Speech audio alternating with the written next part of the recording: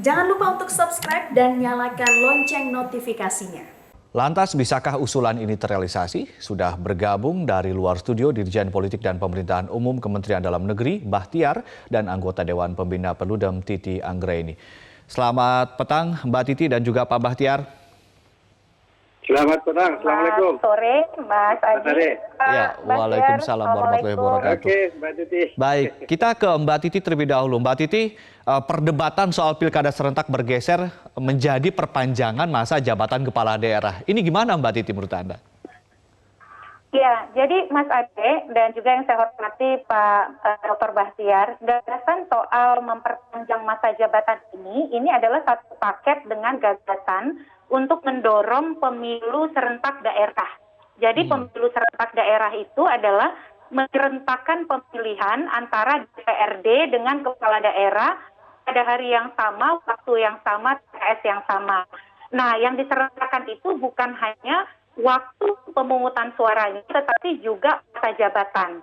Jadi apa yang diusulkan dan beredar, misalnya pandangan dari salah satu anggota KPU, Pak Hashim Asyari, ini adalah gagasan yang sempat ditawarkan oleh antara lain Lembaga Ilmu Pengetahuan Indonesia, lalu kemitraan melalui Profesor Ramlan Surbakti, termasuk juga kelompok masyarakat sipil, Perludem, dan kawan-kawan. Nah, untuk menuju keserentakan atau akhir masa jabatan yang serentak antara kepala daerah dan DPRD, usulannya Pak Hashim Asyari itu kan 2026 ya. Sementara kepala daerah kita itu jabatannya berakhir ada yang di 2022, 2023, 2024, dan 2026. Hasil pemilihan 2020. Sementara DPRD kan berakhir 2024. Nah, maka usulnya adalah daripada kita kesulitan untuk mengisi para penjabat, belum lagi misalnya ada spekulasi, kontroversi, dan rumor soal pengangkatan penjabat itu nanti begini, begitu ya, dan juga kewenangannya tidak bisa terlalu kuat, maka ada usulan untuk ya sudah kepala daerah definitif itu diperpanjang masa jabatannya. Ini solutif atau justru menimbulkan masalah baru, Mbak Titi? Berbarengan dengan DPRD yang juga diperpanjang. Itu kira-kira Mas Ade. Ya, ini solutif atau justru menimbulkan masalah baru, Mbak Titi? Bagaimana? Sorry, saya kurang terdengar. Ini solutif atau justru menimbulkan masalah baru? Karena pasti ada beberapa persoalan kemudian yang diakibatkan oleh ini. Ya, yang pertama memang ini memerlukan penyesuaian regulasi. Jadi harus ada peraturan perundang-undangan yang disesuaikan. Minimal yang mengatur pemilu dan pilkada. Tetapi ini juga bisa menjadi jalan tengah sebenarnya dari tawaran penataan jadwal pemilu kita. Karena kita punya desain besar menuju pemilu serentak nasional dan pemilu serentak daerah. Jadi nanti pada masanya antara kepala daerah dan DPRD itu masa jabatannya sama-sama waktu berakhir itu serentak begitu. Jadi bisa jadi opsi, kalau bahasanya itu win-win solution lah. Kalau pemerintah mau, DPR juga mau begitu. Baik, kita ke Pak Bahtiar. Pak Bahtiar, kalau tidak salah kan di data saya ada sekitar 270-an lebih kepala daerah yang kalau pilkadanya serentak 2024 akan ditempati oleh PLT begitu ya, atau mungkin ini juga akan diperpanjang. Nah, kalau misalnya ini nanti akan di PLT kan gitu, cukup nggak sih orangnya Pak dari Kemendagri? Pertama, tahun lalu juga 270 orang loh, pilkada tahun lalu. PLT-nya kan 270 orang kan. Berarti tahun 2016, 2017, 269 daerah. Ada PLT juga kan? 2018 juga ada PLT 101 daerah. Ada masalah tidak? Kan tidak ada masalah. Berarti kalau itu mengada-ngada alasan itu. Yang kedua, di pasal 201 Undang-Undang 10 2016 tentang pemilihan gubernur, bupati, wali kota, bukan PLT. Makanya saya ini, PLT itu sebenarnya narasi yang tidak tepat, tidak berdasarkan hukum.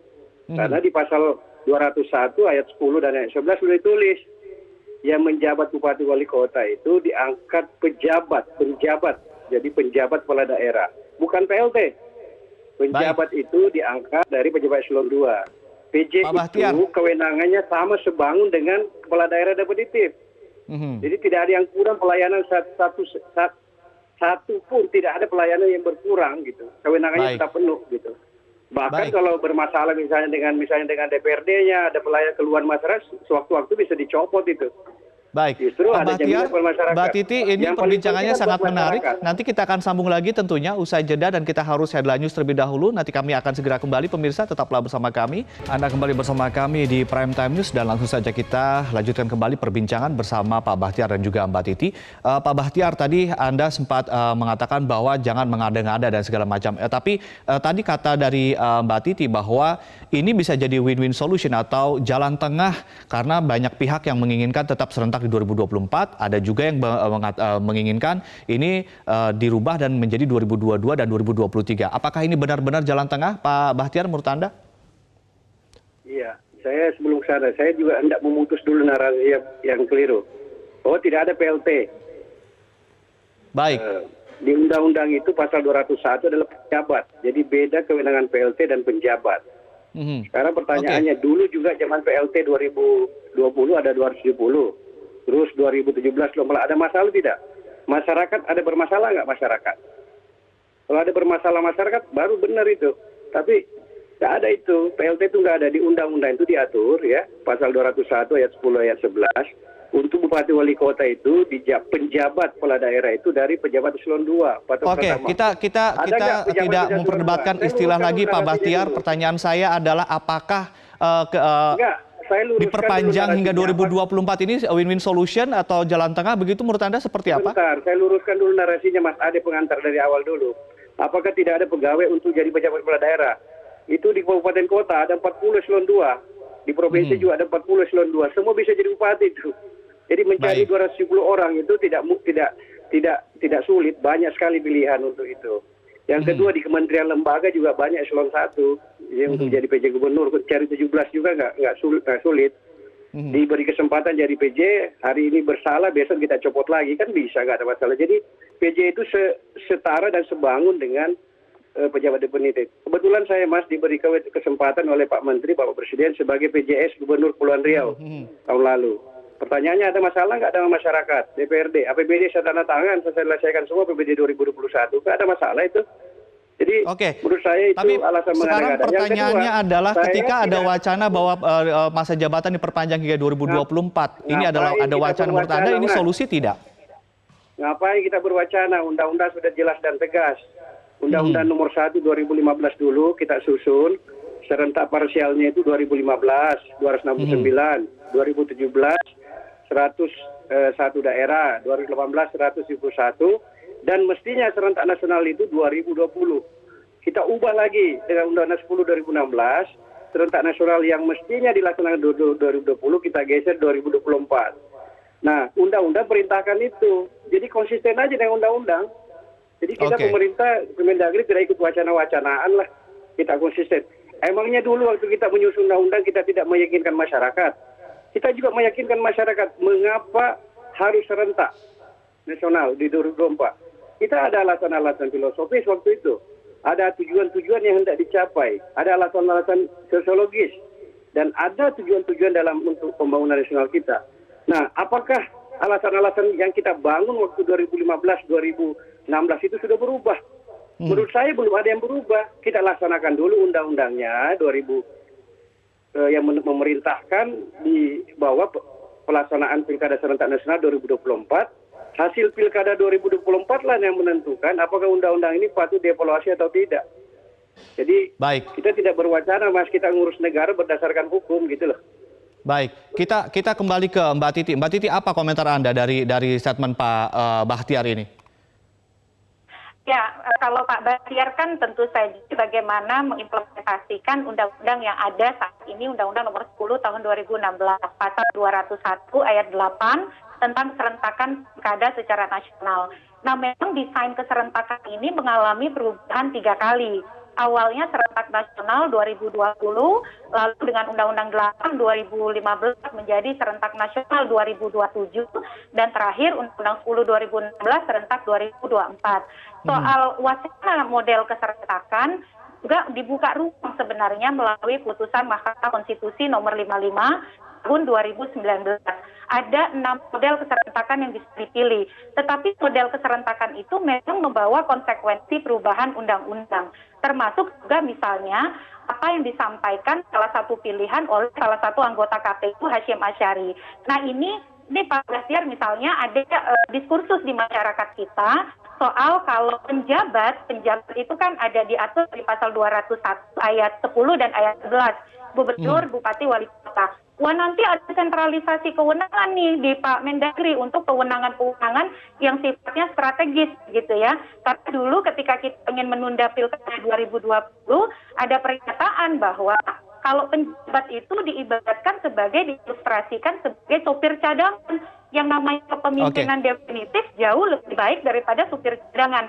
Nah itu dikhawatirkan kemudian sentralisasi kewenangan yang menginduk hanya pada satu orang yaitu Mendagri bisa menimbulkan spekulasi dan kontroversi. Nah titik tengah tawaran itu yaitu pengisian dengan perpanjangan masa jabatan satu paket dengan gagasan adanya pemilu daerah serentak menyerentakkan pemilu kepala daerah dan DPRD. Tapi memang ini harus menyaratkan perubahan undang-undang kalau proposal ini disetujui.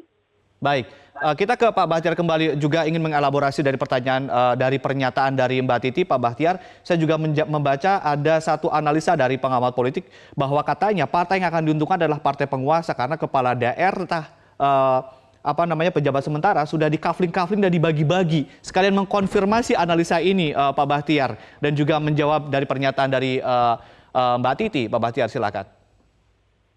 Pertama saya menolak dengan keras ya pernyataan bahwa ada sentralisasi Kemendagri.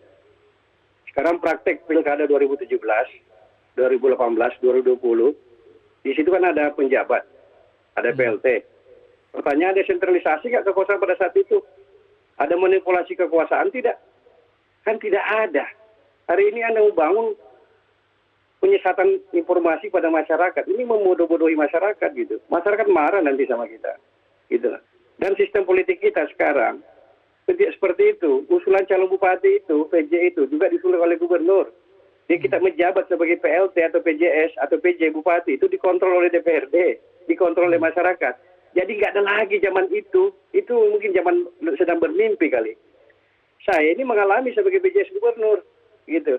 Saya ditunjuk oleh menteri, oleh presiden, saya bekerja tunduk pada teman-teman DPRD, masyarakat di sini. Karena sewaktu-waktu saya bisa diberhentikan kalau masyarakat menolak saya gitu. Tapi Pak Bahtiar, kalau ada analisa yang menyatakan bahwa katanya ini partai yang berkuasa yang diuntungkan dan juga ini para pejabat sementara ini sudah dikafling-kafling dan dibagi-bagi katanya Pak Bahtiar. Apa jawaban Anda? Sekarang Mas Ade, sekarang itu kan berpikir berpikir dalam mimpi itu. Sekarang kita yang nyata saja yang sudah terjadi. 2020 terjadi nggak itu? Kan tidak. 2018 juga pilkada juga 171 daerah. Terjadi nggak itu? Kan tidak. Jadi jangan membuat narasi-narasi yang justru membodoh-bodohi masyarakat. Pejabat, kepala daerah, siapapun itu pejabat, dia terikat pada sumpah dan janji. Dia akan terikat dengan hukum yang berlaku. Terikat dengan sistem politik yang ada. Tidak ada lagi otoritas tunggal sekarang ini. Ini seperti membangun sesuatu yang baru yang jadi maksud saya pikir kami menghargai dan menghormati ada pikiran-pikiran itu. Pertanyaannya apa manfaatnya usulan-usulan itu? Itu aja. Sekarang kita terima kasih. Fokus saja menjalankan undang-undang 2024, apalagi kita masa pandemi, lebih energi bangsa ini, nanti rakyat marah loh. Baik, terima kasih Pak Bahtiar dan juga Mbak Titi. Sayang sekali waktunya terbatas. Mungkin nanti perbincangan mengenai ini bisa kita lanjutkan dalam diskusi-diskusi lainnya. Terima kasih Mbak Titi dan juga Pak Bahtiar.